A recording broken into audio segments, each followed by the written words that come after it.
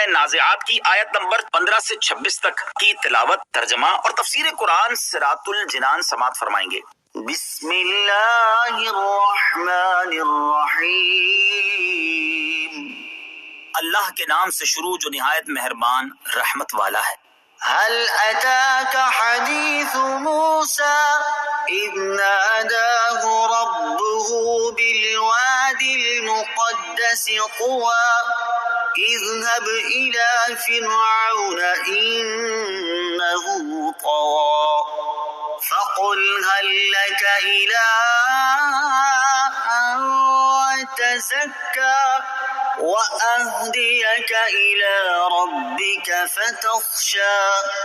فأراه الآية الكبرى فكذب وعصى ثم أدبر يسعى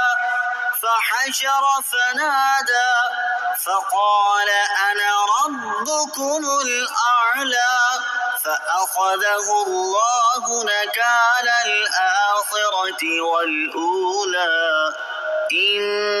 في ذلك لعبرة لمن يخشى۔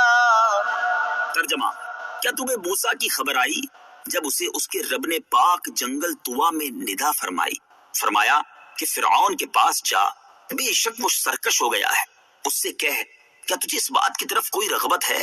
کہ تو پاکیزہ ہو جائے اور یہ کہ میں تجھے تیرے رب کی طرف راہ بتاؤں تو ڈرے۔ پھر موسیٰ نے اسے بہت بڑی نشانی دکھائی تو اس نے جھٹلایا اور نافرمانی کی۔ پھر اس نے مقابلے کی کوشش کرتے ہوئے پیٹھ پھیر دی تو لوگوں کو جمع کیا، پھر پکارا، پھر بولا میں تمہارا سب سے اعلیٰ رب ہوں، تو اللہ نے اسے دنیا و آخرت دونوں کے عذاب میں پکڑا، بے شک اس میں ڈرنے والے کے لیے عبرت ہے۔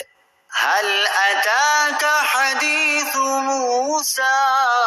کیا تمہیں موسیٰ کی خبر آئی؟ تفسیر صراط الجنان میں ہے جب قوم کا جھٹلانا نبی کریم صلی اللہ تعالی علیہ وسلم کو دشوار اور ناگوار گزرا تو اللہ تعالیٰ نے اپنے حبیب صلی اللہ تعالی علیہ وسلم کے دل کی تسکین کے لیے حضرت موسیٰ علیہ السلام کا ذکر فرمایا، جنہوں نے اپنی قوم سے بہت تکلیفیں پائی تھیں۔ چنانچہ اس آیت اور اس کے بعد والی 11 آیات کا خلاصہ یہ ہے کہ اے پیارے حبیب صلی اللہ تعالی علیہ وآلہ وسلم، آپ مشرکین کے جھٹلانے کی وجہ سے غمگین نہ ہوں، کیونکہ انبیاء کرام علیہ السلام کو کفار کی طرف سے ایسی باتیں پیش آتی رہتی ہیں۔ آپ میرے کلیم حضرت موسیٰ علیہ السلام کو ہی دیکھ لیں، جب اسے اس کے رب عز و جل نے ملک کے شام میں طور پہاڑ کے قریب واقع پاک جنگل طوا میں ندا فرمائی کہ اے موسیٰ تم فرعون کے پاس جاؤ، بے شک وہ سرکش ہو گیا ہے اور وہ کفر و فساد میں حد سے گزر گیا ہے، اور اس سے کہو کہ کیا تجھے اس بات کی طرف کوئی رغبت ہے کہ تو ایمان قبول کر کے اور اللہ تعالیٰ کی عبادت میں مشغول ہو کر کفر، شرک، معصیت اور نافرمانی سے پاکیزہ ہو جائے؟ اور کیا تو اس بات کی طرف رغبت رکھتا ہے کہ میں تجھے تیرے رب عز و جل کی ذات و صفات کی معرفت کی طرف راہ بتاؤں تاکہ تو اس کے عذاب سے ڈرے، کیونکہ اس کے عذاب سے ڈر اسی وقت لگے گا جب اس کی تمہیں معرفت ہوگی۔ پھر حضرت موسیٰ علیہ السلام فرعون کے پاس گئے اور انہوں نے فرعون کو روشن ہاتھ اور عصا کی